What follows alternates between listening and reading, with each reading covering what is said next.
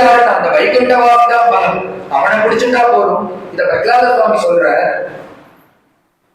இந்த ஆஞ்சநேய சுவாமி எந்த பலத்துலன்னா ராமநாம பலத்துல இங்கே இருந்து கிளம்புறார், அங்க போய் தேவியை பார்க்க போற, திருப்பி இங்க வந்து கண்டேன் சீதைன்னு சொல்ல போற. அவருடைய சாமர்த்தியம் இல்லைன்னு அவரே சொல்றார். உத்தம தூதருடைய காரியம் இது.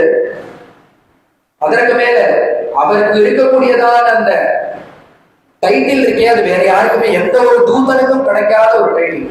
என்ன டைட்டில்னா அசாத சாதக சுவாமின்னு, அசாத்தியம் தவகின்பதா, ராமதூத கிருபா சிந்து. இது போல டைட்டில் வேற எந்த ஒரு தூதனுக்குமே கிடையாது. அசாத்திய சாதக சுவாமி யாராலையும் முடிக்க முடியாத நடிச்சுட்டு இருக்கிற காரியத்துல அனாயாசமா போய் முடிச்சுட்டு வந்தாரே ஆஞ்சநேய சுவாமி, அவருக்கு அந்த டைட்டில் அசாத்தியம் தவகின்பதா. அதை சொல்ல முடியுமா நம்மளால? ராமதூத ஏன் இதெல்லாம் பண்ணாருன்னா ராமதூத கிருபாசுந்த, ராமதூதனா இருந்து தெரியும் பண்ற. அது மட்டும் இல்ல, அஞ்சனா நந்தனம் வீரம் ஜானகி சோகநாசனுங்கிற. நம்மளுக்கெல்லாம் கட்டம் வந்தா பகவானுடைய திருவடியை பிடிக்கிறோம். ஆனா அந்த பகவானுடைய கட்டத்தையே போக்கின ஒரு பக்தன் யாருன்னா இந்த ஆஞ்சநேய சுவாமி. இப்ப யாருக்கு கஷ்டம்? ராமருக்கு கஷ்டம். என்ன கஷ்டம்னா தேவி இல்லாம விரகத்துல இருக்க. அப்ப யார் தேவி எங்க இருக்கான்னு தெரியல, தேடிட்டு இருக்கா. ஜீவதசையில தேவி இருக்காளான்னு கூட தெரியல. அப்படி இருக்கிற காலத்துல ஒரு தூதன் இங்கேருந்து கிளம்பி போய் தேவி இருக்கா கண்டேன் சீதைன்னு சொல்லணும்ங்கிற ஒருத்தர் சொல்றாருன்னா எப்பேற்பட்ட பராக்கிரமமா இருக்கணும். அஞ்சனா நந்தனம் வீரம் ஜானகி சோகநாசனம். சுவாமியுடைய துக்கம் மட்டும் இல்ல, ஜானகி சோகநாசன், அவருடைய துக்கத்தையும் போக்கினார், தேவியுடைய துக்கத்தையும். கபீஷா அச்சமந்தா வந்தே லங்கா பயங்கரம். வந்தே லங்கா பயங்கரம்ங்கிற டைட்டில் ஆஞ்சநேய சுவாமிக்கு தான். ஏன்னா ஒரு தடவை அங்க போயிட்டு வந்தாலும் அட்டகாசத்தை மறக்கவே மாட்டான். அப்பேற்பட்டதான ஒரு காரியத்தை பண்ணிட்டு வந்திருக்க. அந்த தூதன் பண்ண வேண்டிய காரியத்தை பண்ணிட்டு வந்திருக்க. அந்த டைட்டில் அவர் கொடுக்குற. இந்த ராமாயணத்துல எத்தனையோ அழகு இருக்கு, ஆனா சுந்தரகாண்டத்தை போல ஒரு அழகு கிடையாது. ஒரு கவி வந்துச்சார், சுந்தரே சுந்தரி சீதா, சுந்தரே சுந்தரி கதா, சுந்தரே சுந்தரி லங்கா, சுந்தரே கிண்ண சுந்தரம். சுந்தரே சுந்தரி சீதா எல்லாம் அழகுதான். ஆனா அந்த சுந்தரகாண்டம் எல்லாத்தையும் காட்டியும் அழகு. என்ன அழகுன்னா சுந்தரே சுந்தரி சீதா. அந்த சுந்தரகாண்டத்துல வரக்கூடியதான தேவி இருக்காளே, அழகுன்னா ரூபம் மட்டும் இல்ல, சீதையே அழகுதான். சீதா சுந்தரே சுந்தரி கதா. எத்தனையோ கதைகள் இருந்தாலும் இந்த ராமருக்கும் தேவிக்கும் க்ஷேமத்தை கொடுத்ததான இந்த சுந்தரகாண்டம் இருக்கு, இந்த கதை இருக்கு, சுந்தரகாண்ட கதை, அது அழகு, இருக்கிறதுலயே அழகு. சுந்தரே சுந்தரி கதா, சுந்தரே சுந்தரி லங்கா. அந்த லங்கையை வர்ணிக்க போறாரு வால்மீகி வாய் கொள்ளாம வர்ணிக்க போறாரு. அப்பேற்பட்டதான அழகை கொண்டிருக்கு இந்த லங்கை. அதனால சுந்தரே சுந்தரி லங்கா. சுந்தரே என்ன சுந்தர். இந்த சுந்தரகாண்டத்துல என்ன இல்லை, எல்லாமே இருக்கு. ஒரு விஷயம் கூட இல்லாத விஷயம் இல்லை. ராமாயணத்துல 7 காண்டங்கள், அதுல 5வது காண்டமாக விளக்கக்கூடியது இந்த சுந்தரகாண்டம். அதிலையும் ஹிருதயபாகம். மித்த காண்டங்கள்லாம் சொல்லாம இருந்தாலும் ஜீவன் இல்லாம இருக்காது. ஆனா இந்த சுந்தரகாண்டம் தலையிலேருந்து விளங்கிட்டுதான் ஜீவனை போச்சு. அப்பேற்பட்டதான ஜீவனோடு இருக்கக்கூடியதான ஒரு காண்டம் இந்த சுந்தரகாண்டம். அதற்கு மேல நஷ்டதிரவியஸ்ய யோலாபா சுந்தர கச்சதே உதவிங்கிற. எந்த ஒரு பொருள் கெட்டு போனாலும் அதை இந்த சுந்தரகாண்டம் திருப்பி கொடுக்கும், மீண்டு கொடுக்கும். ஆஞ்சநேய சுவாமி நினைச்சா மீண்டு கொடுக்கும். அது லௌகீகமா நம்மளுக்கு மட்டும் இல்ல, ஒரு பணம் தொலைஞ்சு போச்சு சுந்தரகாண்ட பாராயணம் பண்ண கிடைக்குங்கிறான், பெரிய பணம். அது லௌகீகமா உள்ளது. இது மனுஷாருக்கு மட்டும்தானா? பகவானுக்கே இது பொருந்தும். ஏன்னா தேவியை கவச்சுட்டு ராமர் இருக்கிற அவருக்கே இந்த சுந்தரகாண்டம் தான் பிரயோஜனத்தை கொடுக்கிறது. அப்பேற்பட்டதான நஷ்டதிரவியஸ்ய யோலாபா சுந்தர கத்தியதேவதை. அதுவும் இல்லாம எத்தனையோ மாற்று பெயர்கள் வச்சிருக்கலாம் இந்த சுந்தரகாண்டத்துக்கு. ஆனா இந்த வால்மீகி இந்த சுந்தரகாண்டம்னு ஏன் பேர் வச்சாரு? மீதி வேற இன்னொரு 2-3 பேர் இருக்கு இதுக்கு வைக்கலாமா? என்ன இருக்குன்னா லங்கா காண்டம்னு வச்சிருக்கலாம். ஏன்னா முழு கதை லங்கையில நடந்தது, லங்கா காண்டம்னு வச்சிருக்கலாம், அது வைக்கல. சீதா காண்டம்னு வச்சிருக்கலாம், ஏன்னா தேவிய பார்த்ததின் பொருட்டுதான் இவர் இங்கேருந்து கிளம்பி இருக்கார். சீதா காண்டம்னு வச்சிருக்கலாம், அதுவும் வைக்கல. இல்ல ஹனுமனுடைய பிரபாவம் தானே, அவருடைய கதை தானே, அவர் தானே எத்தனையும் பண்றாரு, அவர் காண்டம்னு வச்சிருக்கலாம், அதையும் வைக்கல. என்ன வச்சா சுந்தர காண்டம். ஏன்னா இது போல அழகு வாய்ந்த காண்டம் எதுவுமே கிடையாது, அதனால சுந்தர காண்டம். அது மட்டும் இல்ல, சுவாமி இங்கேன்னு கிளம்புறார், அவள்கிட்ட வாக்க கொடுத்துட்டு கிளம்புறார். எப்படி கிளம்பினார்னா, மனோஜவம் மாருத துல்லிய வேகம் ஜிதேந்திரியம் புத்திமதாம் வரிஷ்டம் பாதாத்மஜம் வானர யூத முக்கியம் ஸ்ரீராம தூதம் சரணம் நமாமி சிரசா நமாமி. ஒரு ப்ரொஃபஷனலா இருக்கிறவன் என்னன்னா, ஒருத்தர் வைத்தியத்தை கிளம்புறாருன்னா கையில மருந்து போட்டு எடுத்துட்டாதான் வைத்தியத்துக்கே போகணும். கதை சொல்றவா கிளம்புறான்னா புஸ்தகத்தை எடுத்துட்டாதான் கதைக்கே வரணும். ஒரு மெக்கானிக் ரிப்பேருக்கு போறாருன்னா கையில அந்த வஸ்துக்கள் இருக்கணும். அதை சொல்றாரு இங்க. இவர் கிளம்புறதுக்கு முன்னாடியே அந்த ப்ரொஃபஷனலா முன்னாடி போய் பார்த்துட்டாலும் அந்த லங்கைய தியானத்தினால மனோஜவம் முன்பே போய் அந்த லங்கை எப்படி இருக்கு, அதற்கு எப்படி போலாங்கிறத முன்பே பார்த்துட்டாலும் தியானத்தினால. பிறகுதான் வாயு வேகத்தினால சரீரத்தோட போற. மாருத துல்லிய வேகம் ஜிதேந்திரியம், இவரை போல ஒரு இந்திரிய நிகிரகம் பண்ணவரை பார்க்க முடியுமாங்கிற. ஏன்னா மேல வர கதையில தெரிகிறது, அங்க எல்லா வஸ்துக்களும் இருக்கு. பிரம்மச்சாரி சத்ரு தேசம் கேட்கறதுக்கு ஆள் கிடையாது. அந்த சமயத்துல ஜிதேந்திரியனாக இந்த ஆஞ்சநேய சுவாமி எப்படி இருந்தார்கள் மேல சுந்தரகாண்டத்திலே சொல்ல போறார். ஜிதேந்திரியம் புத்திமதாம் வரிஷ்டம், அவரை போல புத்தி கொண்டவர் யாருமே கிடையாது. அதுவும் இந்த சுந்தரகாண்டத்தில் தெரிய போகுது. ஸ்ரீ ராமதூதம் சிரசா நமாமி, அப்பேற்பட்டதான சிறந்து விளங்கக்கூடிய அந்த ராமதூதனை நமஸ்கரிக்கிறேங்கிற இப்படி சுவாமி இங்கேருந்து கிளம்புறார். ததோ ராவண நீதாயாஹ சீதாயாஹ சத்ருகர்ஷணஹ ஈயேஷ பதமன் வேட்டும் சாரணா சரிதே பதி. ததோ ராவண நீதாயாஹ, எதற்கு பிறகு, ததா பிறகு, எதற்கு பிறகு, மனசால போன பிறகு சரீரத்தினால கிளம்பு. மனசா பூர்வமாசாத்திய முன்னாடி போயிட்டார், லங்கைக்கு போய் தேவியை பார்த்துட்டு இங்க வந்தாச்சு, இப்ப கிளம்புற சரீரத்தினால. ததோ ராவண நீதாயா, கிளம்புற. எங்க கிளம்பினார்? சத்ரு தேசத்துக்கு. யார பார்க்கனா? ராவண நீதாயா சத்ருகர்ஷனா. ராவணங்கிற பேரை கேட்டாலே தேவதைகள் உட்பட நடுகிறா. அந்த ராவணனுடைய கோட்டைக்கு தனிச்சு ஒருத்தர் கிளம்புறாரே, அதை முதல்ல பார்க்கணும். ததோ ராவண நீதாயா நீதாயா சீதாயா சத்ருகர்ஷனா. தேவியை முன்னிட்டு கிளம்புறார். ஏஷபரமன் வேஷ்டும் பதமன் வேஷ்டும் சாரணா சரிதே பதி. ஆகாச மார்க்கமாக அப்படி கிளம்புறார். துஷ்கரம் நிஷ்பிரதித்வந்தம் சிகீர்ஷன் கர்ம வானரா சமுதக்ர சிரோ கிரீவா. இந்த காரியத்தை இன்னொருத்தர்கிட்ட கொடுத்தா பண்ணுவாங்கன்னா மனசுனால சிந்தனை கூட பண்ண முடியாது. ஏன்னா ராவணன்னா சப்த லோகம் கடக்கிறது. அங்க போய் ஒருத்தன் வேறு பார்த்துட்டு வர முடியுமா தூதனாக? சத்தியமா முடியாது, சொப்பனத்திலே முடியாது. ஆனா இவர் கிளம்பி போயிருக்கார். மற்ற யாராலையும் முடியாத காரியத்தை இவர் பண்ற. இப்படி பண்ணக்கூடிய அவர் எப்படி விளங்குறாருன்னா சமுதக்ர சிரோ கிரீவா அப்படி இருக்கிறார். இந்த கரையில இந்த வீணாகண்டம் எப்படி பிரகாசிக்குமோ அது போல நிமிர்ந்து இருக்கிறார். கவாம்பதி ரிவாபகோங்கிற ஒரு மாட்டு மந்தை இருக்கு. இந்த மாட்டு மந்தையில நம்ம மாட்டை அவுத்து விட்டோம்னா நம்ம மாடு எதுன்னு நம்ம தேடி கண்டுபிடிக்கிறதுக்கு சில நேரம் ஆகும். அந்த மாடை தனியா கண்டுபிடிக்கிறதுக்கு. ஆனா ஒரு ரிஷபம் அந்த இடத்துல என்னன்னா அந்த கூட்டத்தை தனியா தென்படும், அது மட்டும் தனியா தென்படும். அப்படி தலைய அண்ணாந்து நிமிர்ந்து பார்த்து நிற்குமே, அது போல நிற்கிறார். சமுதக்ர சிரோ கிரீவா கவாம்ப திரிவாபோ. இப்படி கிளம்புறதுக்கு நிமிர்ந்து நிற்கிறார். அப்பதான் தோணித்து நம்ம இங்கேருந்து கிளம்புறோம். கிளம்புற நேரத்துல எல்லாரையும் ஸ்தோத்திரம் பண்ணணும். நம்ம பாட்டுக்கு அவசரப்பட்டு கிளம்பக்கூடாது, கிரமமா கிளம்பணும். நமஸ்காரம் பண்றாரு. நமஸ்காரம் பண்றதுக்கு முன்னாடி இவர் சொன்னோடனே பிரபாவம் ஆயிடு. பிரபாவத்தினால சரீரத்தை பெருசாயிட்டு இவர் ஜாம்பவான் சொல்ற, உன் பராக்கிரமம் உனக்கு தெரியாதுங்கிறார். ராம ராம ராமாங்கிறார். சரீரம் வளர்ந்துட்டே இருக்கு. மரம் செடி கொடி எல்லாத்தையும் உடைச்சிட்டு அப்படி பெரிய யோஜனையில எடுத்து பெருத்த சரீரத்தோட நிற்கிறார். பிரபுத்தைவ கேசரி, சிம்மத்தை போல பிரகாசத்தில் நிற்கிறார். நிற்கும் போதுதான் தோணிட்டு கிரமமா எல்லாருக்கும் ஒரு நமஸ்காரத்தை பண்ணிட்டு இங்கிருந்து கிளம்பணும். யாருக்கெல்லாம் நமஸ்காரம்னா சூர்யாய மகேந்திராய பவனாய ஆத்மயோனயே பூதேபியஸ்சாஞ்சலிம் கிருத்வா சகார கமனே மதிம். எல்லா தேவதைகளுக்கும் நமஸ்காரம்.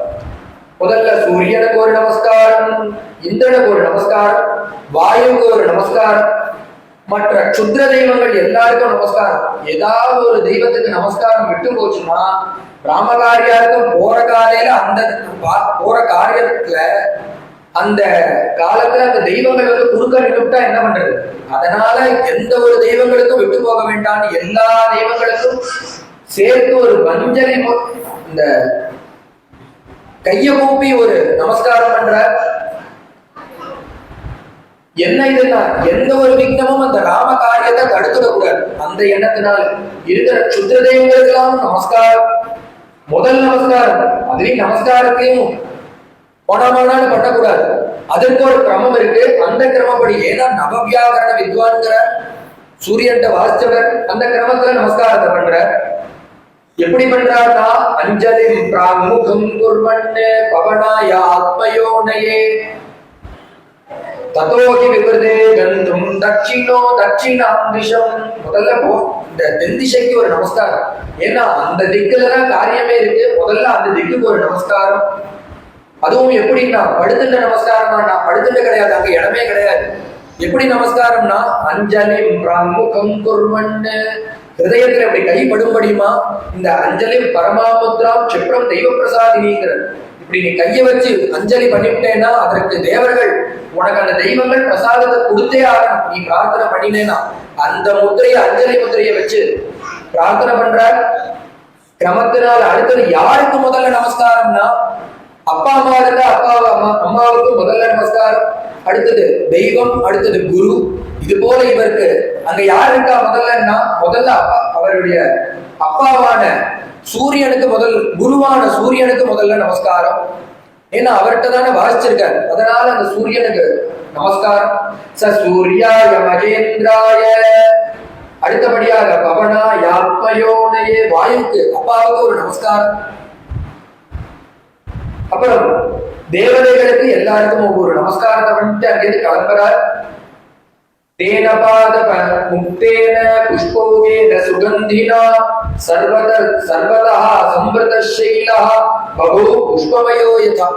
தேவர்கள்லாம் ஆகாசத்துல நின்றுட்டு இருக்கா இந்த கட்டத்துக்காக. ஏன் அவளுக்கு இந்த இவர் கிளம்புறதுக்கு என்ன சம்பந்தம்னா அவ பிரார்த்தனை பண்ணிதான் பகவான் ராமாவதாரம் பண்ணியிருக்கார்.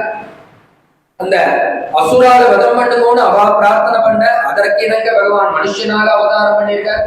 அதுலயும் தசரத குமாரால அவதாரம் பண்ணி வர காலத்துல தேவி அந்த ராவணன் தூக்கிட்டு போக அதை தேடுற பொருட்டு இப்ப இவர் வந்து நிற்கிறார் இந்த நதி கரையில, இந்த சமுத்திர கரையில. இந்த காரியம் இப்ப சித்தி ஆகணும். அதற்காக அவர் கிளம்புற. அவருக்கு ஒரு புஷ்ப வருஷம் பண்றார் தேவர்கள். எதற்காகனா ராவண பதார்த்தத்தின் பொருட்டு புஷ்பத்தை தலையில கொன்றா. புஷ்ப யதா பகோ புஷ்பமயோ யதா.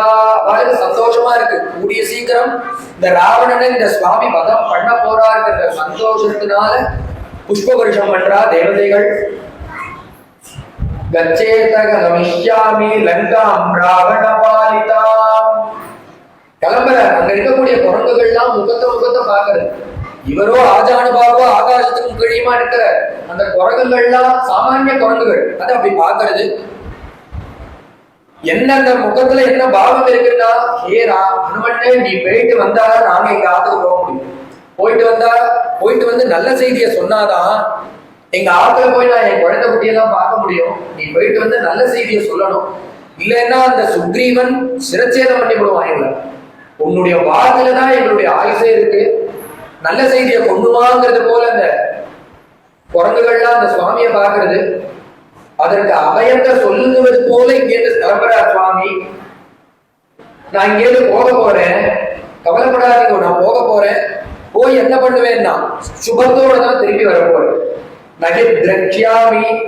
நான் இங்கேருந்து லங்கா பிரவேசம் பண்ண போறேன். லங்கா ராவண பாலிதாம். ராவணன் ஆளக்கூடியதான அந்த தேசத்துக்கு போறேன். நகித்ரக்ஷாமி. நாங்க பார்க்காம இருக்க மாட்டேன். எதிவா லங்காம் ஜனகாத்மஜாம்.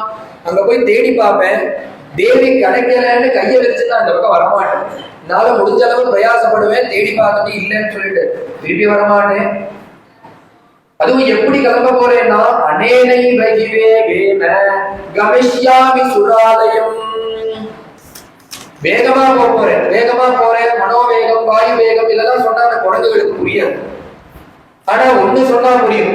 எது சொன்னா புரியும்னா, யதா ராகவ நிர்முக்தா சரஸ்வசன விக்ரமஹா. எது போல போறேன்னா, ராமபாணத்தை போல போறேங்கிற. இது மட்டும் இந்த குழந்தைகளுக்கு புரிஞ்சிருமான்னா புரியும். ஏன் புரியும்னா, இதற்கு முந்தைய சரித்திரம் வாலிபதம். வாலிபத காலத்துல இந்த குரங்குகள் எல்லாம் கூட இருந்து தெரியும். ஏன்னா அதுக்கு முந்தைய ராஜா வாலி, பிறகுதான் சுக்ரீவன். யதா ராகவன் முக்தாங்கிற அர்த்தம் அங்க இடத்துலதான் இருக்கு. ஏன்னா சுவாமி ஊரே பார்த்து பயப்படக்கூடியதான இந்த வாலி, ராவணன் பார்த்து ராவணனே ராவணா லோகராவணாங்கிற அப்படி இருக்கக்கூடிய ராவணன் பயப்படக்கூடிய வாலி. ஆனா அந்த வாலிய சுவாமி ஏகேன பானேனன்னு வதம் பண்ண அந்த சரித்திரம் இவா எல்லாருக்குமே தெரியும். ராமர் வாலிய ஒரே ஒரு பானத்தினால வதம் பண்ணினார்கிற சரித்திரம் எல்லாருக்குமே தெரியும். இந்த வானரங்களுக்கு அவளுக்கு புரிகிற பாஷையில சொல்லணுங்கிறதுனால இந்த ஆஞ்சநேய சுவாமி சொல்றார், யதா ராகவனர் முக்தா சரஹா ஸ்வசன விக்ரமா. அந்த ராமபாரத்தை போல இங்கேருந்து புறப்பட்டு போய் காரிய சித்தியோட வரப்போறோம். முதல்ல போய் லங்கையில தேடுவேன், அங்க தேவி இல்ல அப்படின்னா கமிஷ்யாமி சுராலயம். இதோட நிறுத்த மாட்டேன், நேரா தேவலோகத்துக்கு போய் அங்கேயும் தேடுவேன். அங்கேயும் தேவி இல்லைன்னா இல்லைன்னு சொல்லிட்டு வரமாட்டேன். எதிவா திரிவே சீதா நகிருஷ்யாமி கிருதஸ்ரவஹா பத்வா ராட்சசராஜானம் ஆனயிஷ்யாமி ராவணம். உடனே அந்த ராட்சசன் தானே இதற்கெல்லாம் அதிபதி. மூலமுழுக்க தேடி கிடைக்கலன்னா ராவணனை கட்டி போடுவேன், உதப்பேன். எங்க இருக்கா தேவின்னு கேட்பேன். அதற்கும் அவன் பதில் சொல்லியேன்னா சர்வதா கிருத காரியோகம் ஏஷ்யாமி சக சீதையா ஆனயிஷ்யாமி வாலங்காம் சமுத்பாத்ய சுராவணாம். ராவணனை கட்டி போட்டு அடிப்பேன். அவனுக்கு சொல்லலைன்னா அந்த லங்கைய என்னுடைய வாளுனால ஒரு சுருட்டை இங்க தூக்கின்னு வந்து இங்க வச்சு விடுறேன். நீங்க என்ன பண்ணுவோம்னா, 10,000 குரங்குகள் இருக்க, லட்சக்கணக்கான சைன்யங்கள் உள்ள போய் தேடி ஆனைஷ்யா விவாதங்காம். நீங்க உள்ள போய் தேடி ஏதோ ஒரு திக்குல லங்கையில தானே வச்சிருக்கான். ஏன்னா அந்த சம்பாதி வச்சனம் பொய் இல்ல, உண்மை. அது லங்கையில இருக்கான்னு தெரியுது. எனக்கு ஆப்படலைன்னா நாங்க லங்கையை இங்கே போட்டு வரேன். நம்ம எல்லாருமா சேர்ந்து தேடி அந்த லங்கையில இருக்கிற தேவியை மீட்டு நம்ம சுவாமி கிட்ட ஒப்படைச்சு விடுவோங்கிறாராம். சர்வதா கிருத காரியோகம் ஏஷ்யாமி சக சீதையா. மொத்தத்துல என்னன்னா காரிய சித்தியாகும், நீங்க கவலைப்படாதீங்கிற. உடனே அந்த குழந்தைகளுக்கு எல்லாம் சந்தோஷம். பாடா நல்ல செய்தியை சொல்லி இவர் கிளம்புறாரு. எப்படி கிளம்பினார்னா, பிரஸ்திதம் தீர்க்கவத்வானம் ஸ்வபந்துமிவ பாந்தவாஹ. வேகமா கிளம்புற, ராமநாமத்தை உச்சாரணம் பண்ணிட்டு கிளம்புற. அவர் கொடுத்த அழுத்தத்துல கிளம்புறாலே, அந்த அழுத்தத்துல அவர் கூடையே மரங்கள்லாம் பிச்சுட்டு கிளம்புறதுதான் வேரோட. ஏன் அந்த வேகத்துல கிளம்புறதுன்னு மட்டும் இல்ல, அவருடைய அப்பா வாயு பகவான் அவர் தானே காலத்துல எதுவான் காத்திருந்தாலும் மரங்கள்லாம் அதற்கு அவருடைய அப்பாவுடைய சக்காக்கள் கிளம்புறா.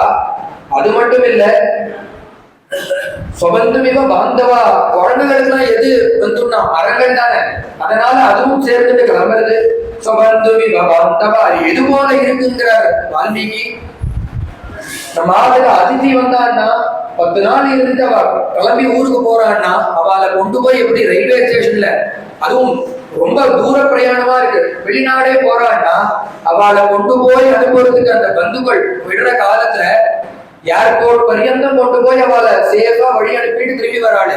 அது ஒருத்தர் போய் விட மாட்டா, அங்க ஆத்துல இருக்கிற மொத்த டிக்கெட்டும் கிளம்பி போய் விட்டுட்டு வரும்.